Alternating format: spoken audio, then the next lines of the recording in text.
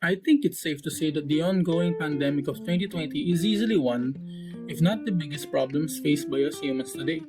With rapid cases climbing up by the day, one might think the reaction of a population with access to such advanced communication system would take the pandemic much more seriously.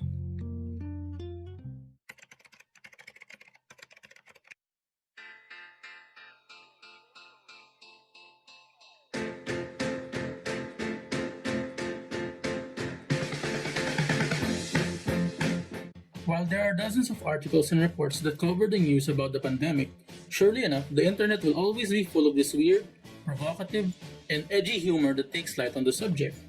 There is a common name for these cryptic and almost nonsensical imageries: memes. What are memes? The Wikipedia describes it as an idea, behavior, or style that becomes a fad that spreads by means of imitation from person to person within a culture and often carries symbolic meaning representing a particular phenomenon or theme. So, what then are internet memes? To loosely summarize, it would be sort of the internet's version of a running inside joke that netizens with frequent access to the internet would no doubt recognize. In its basic form, internet memes propagate among the netizens by means of emails, instant messaging, forums, blogs, and social networking sites. These are usually a series of recognizable images, text, catchphrases, and videos. These have evolved through commentary, imitation, and parodies of any material that makes its way into the internet. The earliest examples of memes would have dated back from the late 90s to the early 2000s. It mostly consisted of imitation and parodies, as the early internet was scarce of any available materials to use. Let's take a moment to watch a few. Let rain. It's peanut butter jelly time! These early memes are so random, they have almost no similarities, save for being so popular that it was spread around. The basic progenitor of the early meme is the idea that if it reaches popularity, so too does the creator of said meme. So, as time passed, more and more netizens who are exposed to the phenomenon would soon contribute to the rising fad. So then memes gradually became much more mainstream by the insertion of some form of relatability with the audience. These memes convey much more to the viewer than simple jokes as they possess a narrative that may take light on the subject and lean and emphasize on the comedic aspect of the story. This gave birth to these era of memes: Success Kid, Overly Attached Girlfriend, Blue Red Penguin, Bad Luck Brian, and many more. Unlike the earlier random memes, which are just repeated and parodied versions of the originals, these memes become a blank canvas to portray a story. We can see that these formats of memes become popular as these text over image based memes are still around by the droves, while the canvas of which to portray it drastically changes as all fads in the internet do fall out of trend. This is what most netizens may consider as dank memes. In its very simplified explanation, it would mean good memes, which is really subjective, so it would be easier to label them as the latest memes, as these two would fall out of popularity. These latest memes are almost identical to the late 2000s relatable memes but are actually made to contrast them. As one uses a narrative to pitch comedy, the other uses chaotic randomness to formulate a joke. It is the essence of the early random memes which never really died out but simply changed as netizens found more and more materials to use. Further adding to the ways memes can be portrayed, which is almost virtually endless as netizens keep making more and more. The most we can really explain about memes is that memes are a very broad subject. Everything can surely be made into a meme. It only falls into the hands of the netizens if they decide it to be. In the end, it's mostly jokes. Internet jokes. Nothing too serious. The attack appears timed for maximum impact. Protesters and groups of armed men who said they were there to protect businesses. Want to take it because these businesses have insurance. But then why do these types of memes emerge? A bit too soon after such tragedies we face. We can easily discount it as simply as people on the internet being edgy and rude, making jokes about something that they shouldn't be making fun of. While that can be easily factored in, you must realize that this has never been the first time a person has made something visually cryptic and absurd after facing unspeakable tragedies. For example, This is the Guernica by Pablo Picasso. If you didn't know what it meant, it would pass over your head that the subject at hand actually depicts the atrocities that Nazi Germany has committed through their campaign in Europe during World War II. Now, this is a meme about the Beirut explosion. Boom! Yo!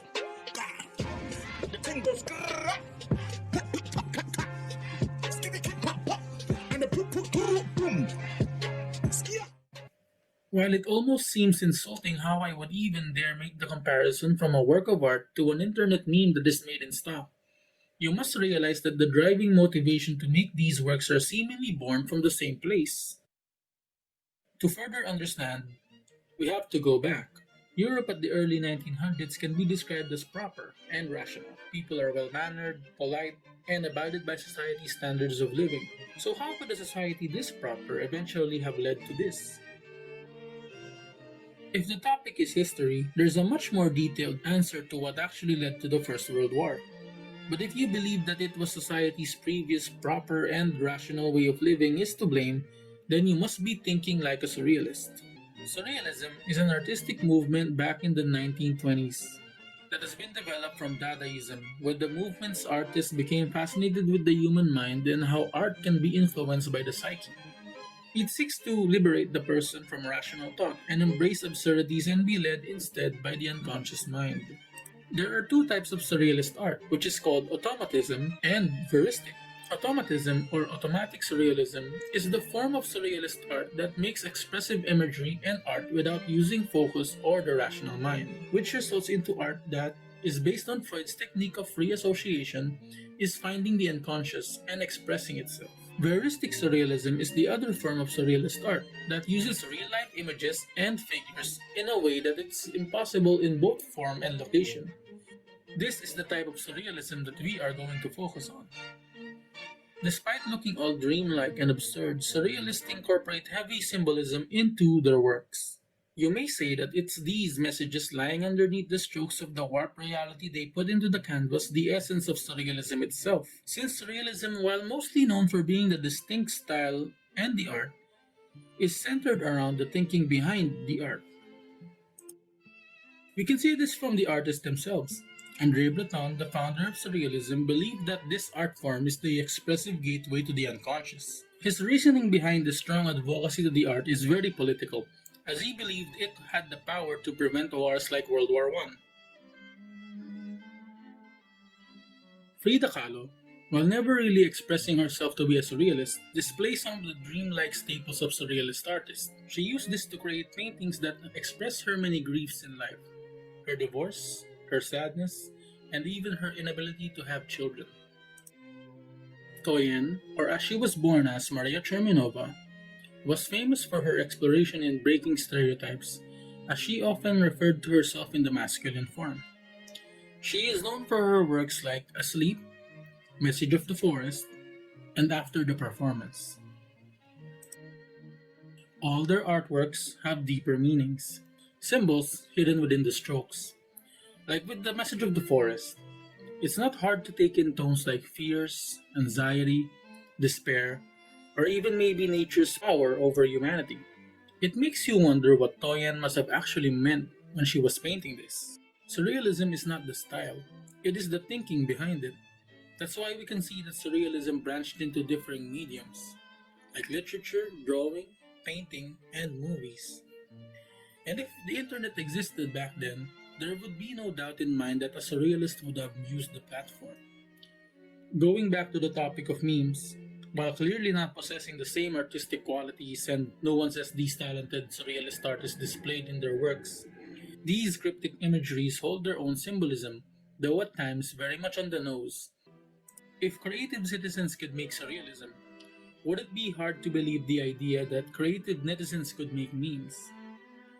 By the standards of the internet, memes are bizarre, and while it wasn't as shocking as surrealism was to the general public back in the 1900s, it's safe to say that the reception of memes to those who are not exposed to the phenomenon would be anything less than shocked. And while yes, most memes are just built for the express reason of making someone laugh, one must agree that it revolutionizes how one thinks about commentary using comedy. Going back to these offensive memes, ones that are centered around such atrocities, but through the lens of surrealism, they may be someone else's version to communicate and express, much more than words, the harshness and despair of the situation through a medium that is centered around comedy. In the end, these comparisons in no way describe memes as, or in any way, a branch of surrealism, but as a possible explanation to the phenomenon to why memes are today's common response to tragedies.